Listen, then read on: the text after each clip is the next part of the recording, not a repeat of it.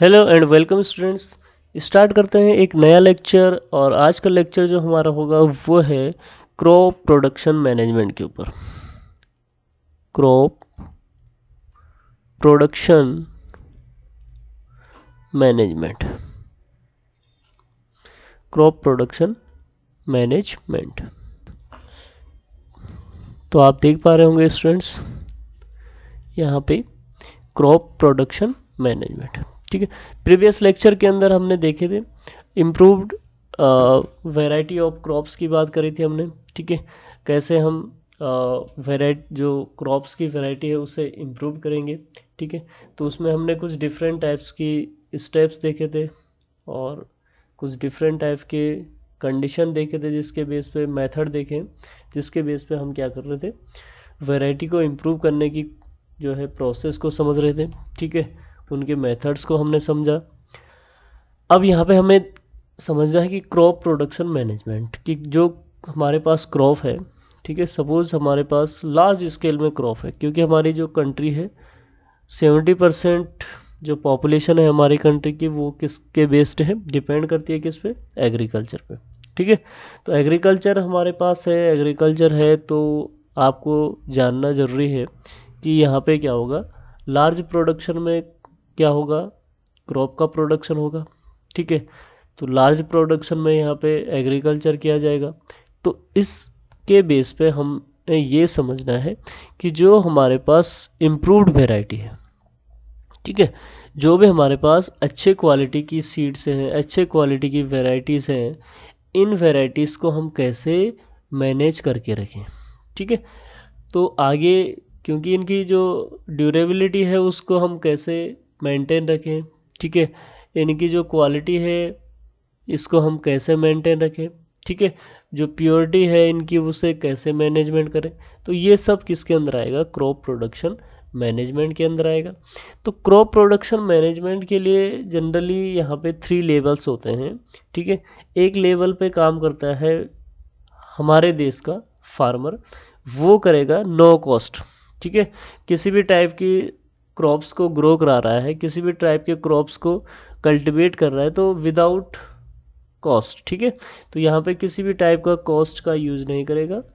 ठीक है, simple freely क्या करेगा, क्रॉप्स को ग्रो कराएगा। ठीक है, दूसरा एक लेवल होता है लो कॉस्ट प्रोडक्शन। तो यहाँ पे कुछ ऐसी वैरायटी होगी जिस पे हमारा फार्मर क्या करेगा, कुछ कॉस्ट का यूज करेगा। ठीक है, और फिर क्या होता है, थर्ड जो लेवल होता है वो हाई कॉस्ट प्रोडक्शन। ठीक है, तो हाई कॉस्ट प्रोडक्शन पे ही क्या होता है, एक जनरल वे में हम कहें तो यहाँ पे जो एग्रीकल्चरल एक्सपर्ट होते हैं, ठीक है, या एग्रीकल्चर के फील्ड में जो एक्सपीरियंस्ड फार्मर या जो भी एग्रीकल्चर के फील्ड में काम करते हैं, इनके अंडर में क्या होता है, हाई कॉस्ट जो प्रोडक्शन होता है किसका, क्रॉप प्रोडक्शन मैनेजमेंट होता है। ठीक है, तो इस लेवल में क्या होता है कि जो लो कॉस्ट प्रोडक्शन है इसमें सबसे ज़्यादा जनरली क्या होता है, इरिगेशन भी होता है और इसमें सबसे ज़्यादा क्रॉप का प्रोडक्शन किया जाता है। ठीक है, तो ये कुछ स्पेशल था क्रॉप प्रोडक्शन मैनेजमेंट के ऊपर। तो इसमें ही क्या है कि आगे ये तो था हमारे पास क्रॉप प्रोडक्शन मैनेजमेंट। दूसरा एक और है हमारे पास न्यूट्रिएंट मैनेजमेंट। न्यूट्रिएंट मैनेजमेंट, तो न्यूट्रिएंट मैनेजमेंट के अंदर हमें देखना होगा कि प्लांट्स में प्रेजेंट, जो प्लांट्स में स्पेशल टाइप के न्यूट्रिएंट्स हैं, इन न्यूट्रिएंट्स को कैसे हमें क्या करना है, मैनेज करना है, किस बेस पे हम इन न्यूट्रिएंट्स को मैनेज कर सकते हैं। क्योंकि होता क्या है कि जो बड़े बड़े फार्मर्स होते हैं या लार्ज स्केल में जब प्रोडक्शन होता है क्रॉप्स का, तो उस टाइम पे क्या होता है, कुछ फर्टिलाइजर्स का यूज़ होता है। ठीक है, क्या होता है, फर्टिलाइजर्स का यूज़ होता है। तो फर्टिलाइज़र जो केमिकल फर्टिलाइजर्स हैं वो धीरे धीरे जैसे सॉयल की जो टेक्सचर होती है, सॉयल की जो फर्टिलिटी है उसे क्या कर देते हैं, रिड्यूस कर देते हैं। सॉयल की फर्टिलिटी टेक्सचर रिड्यूस हो जाएगा तो जनरली प्लांट्स में न्यूट्रिएंट्स कहाँ से आते हैं, तो प्लांट्स में न्यूट्रिएंट्स कहाँ से आएंगे? वाटर से, ठीक है। मेन सोर्सेज जो है एयर से आएंगे, सॉइल से आएंगे, ठीक है। तो जब सॉइल ही जो है अच्छी क्वालिटी का नहीं होगा तो प्लांट्स भी क्या नहीं होंगे? अच्छे इम्प्रूव वेराइटी के नहीं हो पाएंगे, अच्छे न्यूट्रिशनल नहीं हो पाएंगे, ठीक है। तो इसलिए न्यूट्रिएंट मैनेजमेंट के अंदर प्लांट्स को तो मैनेज ही किया जाएगा, क्रॉप्स को मैनेज किया जाएगा, बट उसके साथ एयर, वाटर एंड सॉयल को भी क्या किया जाता है? मैनेज किया जाता है। ये किसके अंदर आता है? न्यूट्रिएंट मैनेजमेंट के अंदर आता है, ठीक है। तो हाँ, यहाँ पे हम देखेंगे plants required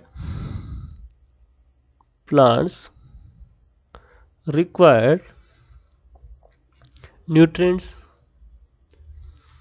plants required nutrients as food for growth, as food for growth, development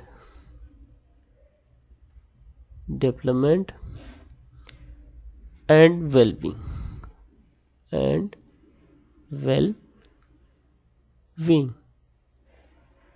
ठीक है। Plants require nutrients as a food for growth, development and wellbeing. तो प्लांट्स में जो ग्रोथ होती है, एक्चुअल में जो प्लांट्स में ग्रोथ होती है वो जनरली किसके थ्रू होती हैं? न्यूट्रिएंट्स के थ्रू होती है। अगर प्लांट्स में अच्छे फॉर्म में न्यूट्रिएंट्स प्रेजेंट है तो जो प्लांट्स हैं वो अच्छे लेवल पे, अच्छे क्वालिटी के जो क्रॉप्स है वो क्या करते हैं? प्रोड्यूस हो पाते हैं, ठीक है। तो nutrients are inorganic essential elements, ठीक है। जो न्यूट्रिएंट्स हैं, nutrients are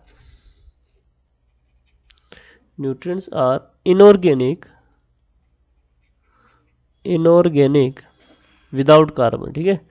essential plants, essential element है ना, essential elements required for growth. Plants की बात हो रही है तो प्लांट्स की ग्रोथ के लिए रिक्वायरमेंट फॉर ग्रोथ, मेटाबॉलिज्म जो भी केमिकल रिएक्शंस प्लांट्स में हो रही हैं, and development of the plant,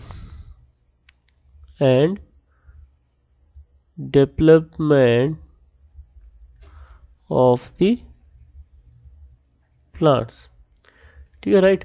तो ये कुछ स्पेशल कंडीशन है। Nutrients are inorganic essential elements required for growth, metabolism and development of plants, ठीक है। तो प्लांट्स के लिए नेसेसरी, और यही अगर मैं कंडीशन किसके अंदर लगाऊं? ह्यूमन में देख के जाऊं तो हम क्या कहते हैं कि जो अच्छे न्यूट्रिएंट्स वाला फूड है उसे हम यूज़ करते हैं, अच्छे न्यूट्रिशनल वाला क्रॉप्स हम यूज़ करते हैं, ठीक है। तो जैसे हम देखते हैं किस में कार्बोहाइड्रेट सबसे ज़्यादा मिलता है, किस में विटामिन सबसे ज़्यादा मिलते हैं, हम बोलते हैं पल्सेस हैं। पल्सेस हमारे लिए बहुत ज़्यादा इसेंशियल होते हैं कि पल्सेस में क्या होता है? मैक्सिमम फॉर्म में क्या होते हैं? प्रोटीन होते हैं। तो इस टाइप से जैसे प्लांट्स के लिए बहुत ही यूज़फुल है न्यूट्रिएंट्स, इसी टाइप से न्यूट्रिएंट्स ह्यूमन के लिए भी बहुत ही ज़्यादा इसेंशियल होते हैं, ठीक है। तो यहाँ पे हम देखेंगे, मैंने बात करी development plant, nutrients are supplied to plant by 3 different source. तो मेनली जो सोर्स है, ठीक है, मेनली जो प्लांट्स के लिए इम्पोर्टेंट सोर्स हैं किसकी? न्यूट्रिएंट्स के, वो हैं जनरली वाटर, एयर के थ्रू सोर्सेज, ठीक है, sources of nutrients in plants, ठीक है। तो यहाँ पे एयर सबसे पहले, दूसरा क्या चाहिए होगा? वाटर के थ्रू मिलेंगे न्यूट्रिएंट्स, और थर्ड जो हमारे पास है वो है सॉइल। तो आप जानते हैं प्लांट्स के लिए एयर, वाटर एंड सॉइल, तीनों जो स्पेशल कंपोनेंट्स हैं ये बहुत ज़्यादा एसेंशियल हो जाते हैं, ठीक है। अब हम देख रहे हैं कि there are 16 essential nutrients for plants. अब प्लांट्स के लिए जो एसेंशियल क्या है न्यूट्रिएंट्स है वो है ऑलमोस्ट 16। ठीक है, तो 16 एलिमेंट्स कौन से हैं इन्हें हम वन बाय वन देखते हैं। ठीक है, तो हमारे पास यहाँ पे एक टेबल के थ्रू मैं आपको दिखाता हूँ। ठीक है, यहाँ पे हमारे पास हो गया सपोज सोर्स। ठीक है, सोर्स के बाद हम दूसरा कॉलम हो जाएगा हमारे पास न्यूट्रिएंट्स, राइट, एंड थर्ड होगा हमारे पास टाइप। टाइप में हम देखेंगे कि मैक्रो न्यूट्रिएंट्स हैं या माइक्रो। ठीक है, जनरली न्यूट्रिएंट्स दो टाइप के होते हैं, एक होता है माइक्रो और एक मैक्रो, कुछ स्मॉल और कुछ लार्ज। ठीक है, तो यहाँ पे सबसे पहले मैं ले रहा हूँ सोर्स है हमारा एयर। सोर्स है हमारे पास एयर, तो एयर से हमें मिलते हैं जनरली दो टाइप के न्यूट्रिएंट्स। अब हम देखते हैं हमें एयर से क्या मिलता है। तो एयर से मिलता है हमें कार्बन एंड ऑक्सीजन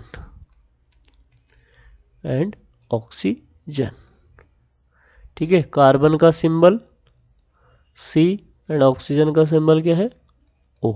ठीक है, टाइप क्या है ये, तो ये है मैक्रो न्यूट्रिएंट्स, राइट। तो ये कितने हो गए टोटल, 2। सेकंड है हमारे पास वाटर। ठीक है, वाटर से मिलता है हमें एक ही न्यूट्रिएंट मिलता है, और वो न्यूट्रिएंट्स है हमारे पास हाइड्रोजन। तो हाइड्रोजन को रिप्रेजेंट करते हैं H। तो ये भी कैसा न्यूट्रिएंट है, मैक्रो न्यूट्रिएंट्स। ठीक है, थर्ड हमारे पास हो जाएगा, थर्ड है हमारे पास सॉइल।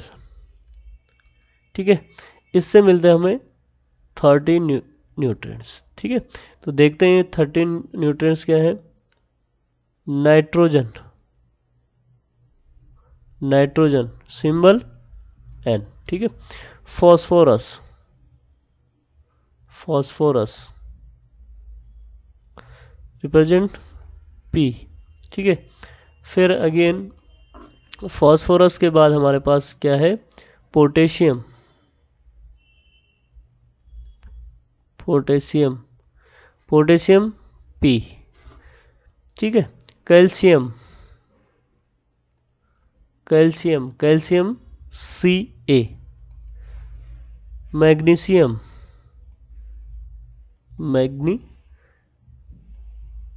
Magnesium, magnesium Mg। ठीक है, इसके बाद मैग्नीशियम एंड सल्फर,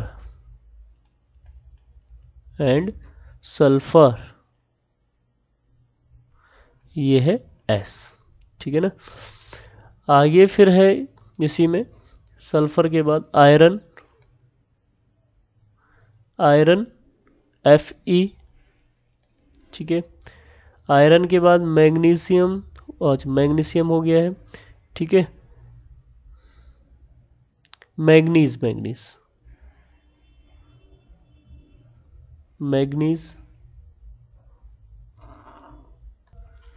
तो नेक्स्ट है हमारे पास मैग्नीज,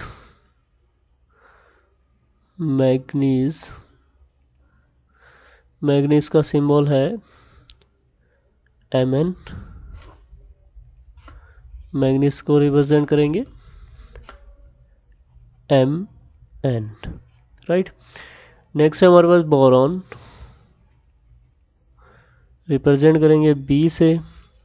फिर है जिंक, Zn। फिर कॉपर है Cu। फिर हमारे पास है मोलिबेडिनम,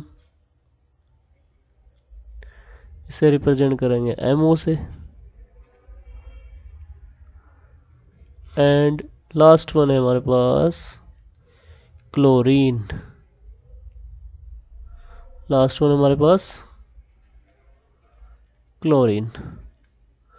क्लोरीन का सिंबल Cl। ठीक है, तो ऑलमोस्ट टोटल क्या हो गए, 13 + 1 14 + 2 16। तो टोटल जो हमारे पास न्यूट्रिएंट्स हैं ये हो गए हमारे पास 16, और ये भी कैसे हैं, ये ऑल जो हमें सॉइल से मिल रहे हैं। और आपको यहाँ पे देखना क्या है, जो एयर से हमें मिले nutrient carbon and oxygen, water से जो मिला हाइड्रोजन, ये दोनों कैसे हैं, मैक्रोन्यूट्रिएंट्स हैं। और जो सॉइल से मिल रहे हैं ये सभी न्यूट्रिएंट्स कहने हैं कैसे हैं, माइक्रोन्यूट्रिएंट्स, माइक्रोन्यूट्रिएंट्स,